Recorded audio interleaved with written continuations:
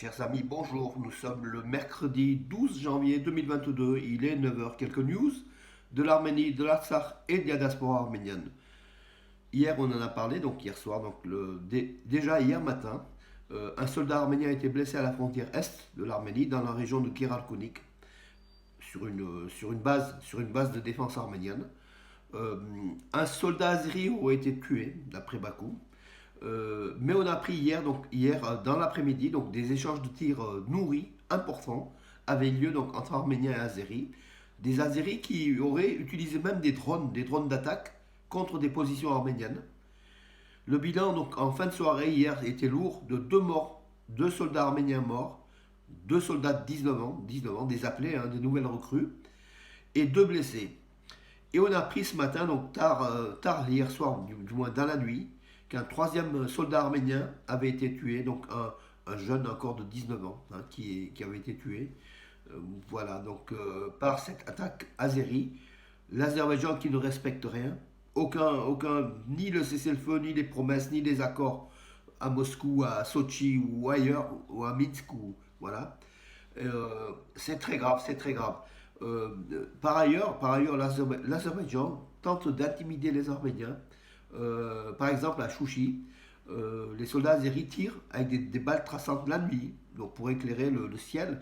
Ils tirent aussi en direction de Stepanakert, qui a 11 km en contrebas.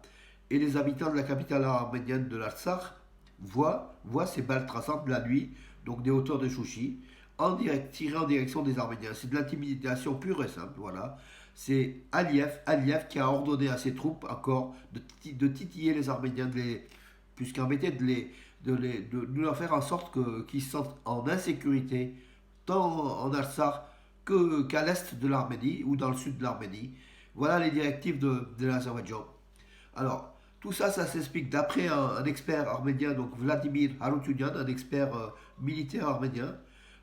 Tout ça, c'est peut-être la conséquence du Kazakhstan. Le Kazakhstan ou le panturquisme, pantouраnisme, enfin cette percée de l'ère turque qui va jusqu'en Chine, passer par le Kazakhstan, avec les affaires du Kazakhstan, les troubles, et l'envoi des troupes russes, et aussi de 100 soldats arméniens, ça met en échec un petit peu sur les visées pantouraniennes d'Erdogan, de la Turquie et bien sûr de l'Azerbaïdjan, qui agit ainsi pour se venger. Donc, d'après cet expert arménien, une réponse adéquate de la Russie serait la meilleure réponse, mais une réponse rapide et une réponse de la Russie pour dire que voilà, donc voilà où on en est. Tout ça, c'est dirigé aussi contre les intérêts de la Russie, hein. Il faut quand même bien le comprendre dans ce temps. La Russie qui ne bouge pas, qui fait effectivement cette force d'interposition, mais qui ne peut pas empêcher donc les tirs sporadiques ou des attaques de ce type-là, qui pourraient l'empêcher, mais qui ne le fait pas. Voilà, le général Andrei Volkov est le nouveau commandant en chef des forces russes de paix en Alsar. Bon, il remplace quelqu'un qu'on n'a pas bien vu, qu'il était là-bas depuis Gennady Anashkin, qui était là-bas depuis septembre 2021. Voilà. Mais surtout, donc, les forces russes, les 2000 à 2300 soldats russes chargés de la paix, c'est surtout le général Rustam Muradov, que l'on connaît bien, qui a négocié beaucoup de retours de prisonniers de guerre arméniens. Voilà, donc le nouveau, donc Andrei Volkov, on retient son nom, on va voir combien de temps il va rester et surtout ce qu'il va faire. Voilà. Écoutez, donc la part léonide de l'information, c'était ça, c'était de l'Artsakh, c'était aussi de l'Arménie, avec cette tension, avec trois jeunes soldats arméniens tués, qui endeuillent l'Arménie donc depuis hier, des jeunes soldats vraiment. Enfin, on a vu des images, hein. Moi, j'ai pas repris sur mes infos, puisqu'il s'agit quand même de jeunes avec leurs familles, leurs amis, beaucoup de peine, voilà. Nous soutenons l'Arménie plus que jamais.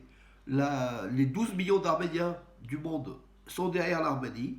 L'Arménie qui a besoin plus que jamais du soutien arménien, mes amis. Soutenons par des messages, par tout ce qu'on peut faire pour aider l'Arménie à sortir de ce guépier pantouranien. Voilà, et que peut-être la Russie puisse réellement réagir au lieu de compter les coups. Voilà mes amis, juste un dernier mot, donc une messe arménienne de Noël le 9 dimanche dernier, donc 9 janvier, à Bègle. C'était l'une des premières fois, donc dans une église Saint-François de Bègle, avec un rite arménien, une église pleine de 500 fidèles, c'est énorme.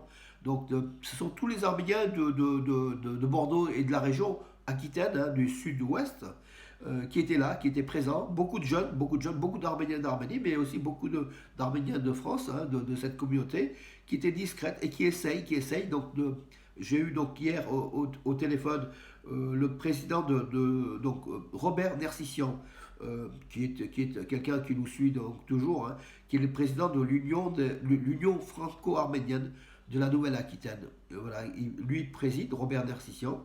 Il y a aussi donc une autre association, l'association culturelle de Bordeaux, arménienne de Bordeaux-Aquitaine, l'ACABA, qui est présidée par Alain Nersissian. Donc tous les deux s'appellent Nersissian, mais ça ne s'écrit pas de la même façon. En tout cas, ils sont dynamiques et surtout, ils ont un projet d'acquérir cette église de Bègle, Saint-François de Bègle, pour la faire redevenir en église arménienne, avec le rite arménien, avec des messes arméniennes. Voilà, mais par contre, il leur faut des moyens. Ils ont lancé donc sur une souscription. Vous verrez sur les sites, hein, donc avec Hello Asso, en fait, le site. Voilà. Si vous pouvez donner, mais enfin, c'est vrai que dans toutes les communautés, on est sollicité. Enfin, ça serait quand même pas mal que les Arméniens du Sud-Ouest, qui est jusqu'à présent très discret, puissent avoir une église. D'ailleurs, Monseigneur Ovanessian, Varno Ovanessian, était présent à cette messe. C'est lui qui a officié, hein, la messe de Noël, de la nativité dans cette église. Et c'est une chaleur. On voit beaucoup de personnes, hein, des centaines de familles arméniennes de cette région-là, veulent une église, veulent des institutions, veulent peut-être demain une maison de la culture. Enfin, il faut rêver, je crois, pour avoir quelque chose. En tout cas, soutenons cette association qui mérite. Bravo aux Arméniens de Bordeaux et de la région, hein, de la Nouvelle-Aquitaine, hein, du sud-ouest, voilà, qui désirent vraiment avoir une église arménienne. Euh, voilà, sur ce, je vous donne rendez-vous à demain en espérant qu'aujourd'hui on n'ait pas de mauvaises nouvelles du front. Voilà, mes amis. À demain.